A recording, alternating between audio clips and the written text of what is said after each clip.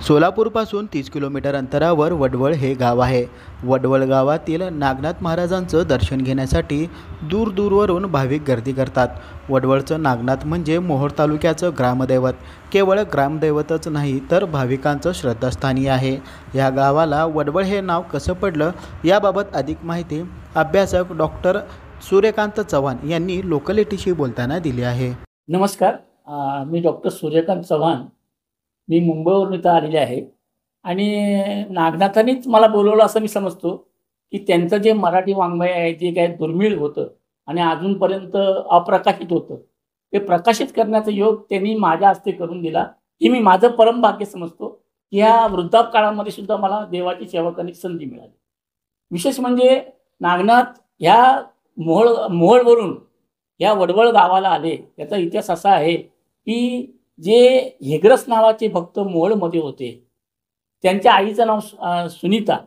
त्या हेग्रसांना जी भक्ती केली भगवंताची नागनाथांची, ती इतकी भक्ती केली की त्यांना भेटायला ते नागनाथ तिथून कुरुक्षेत्रावरून म्हणजे दिल्लीवरून इकडे आले। आल्यानंतर त्यांनी त्यांच्याकडे राहिले, त्यांची सेवा घेतली। नंतर काही दिवस त्यांच्याकडे राहिल्यानंतर काही चमत्कार केले। पितृपक्षाच्या वेळेला कोणी येत नव्हते त्यांचे घरचे ब्राह्मण गावातले, तर त्यावेळेला त्यांनी स्वतः त्यांचे गावातल्या लोकांचे पूर्वज बोलवले आणि अशी चमत्कार कृती करून दाखवली। नंतर मग ते तिथे राहत असताना काही लोकांनी निंदा केली तिथे लोकांनी। नंतर निंदा झाल्यामुळे त्यांना ते असह्य वाटलं आणि मग नागनाथ तिथून निघून हे वडवळ जे गाव आहे ते पूर्वी जंगल होतं, त्या जंगलामध्ये येऊन तिथे थांबल्यानंतर काही गुराखी त्या लोकांनी पाहिलं त्यांना।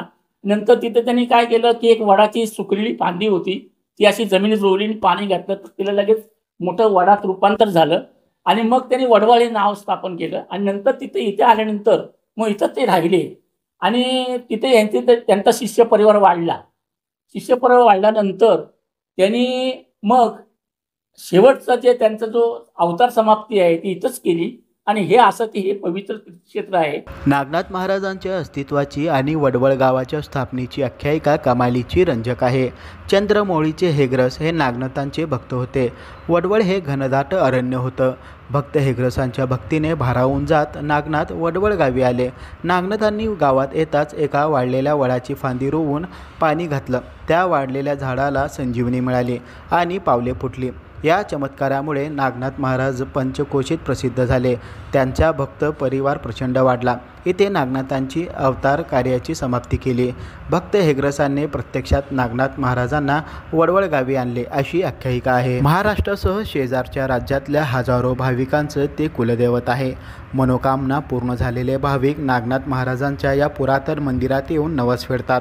वडवळ गावासह पंचक्रोशीतली जनता मंदिरात होणाऱ्या नित्योपचारात सहभागी होते। महाराष्ट्रात वडवळच्या नागनाथांची ख्याती आहे।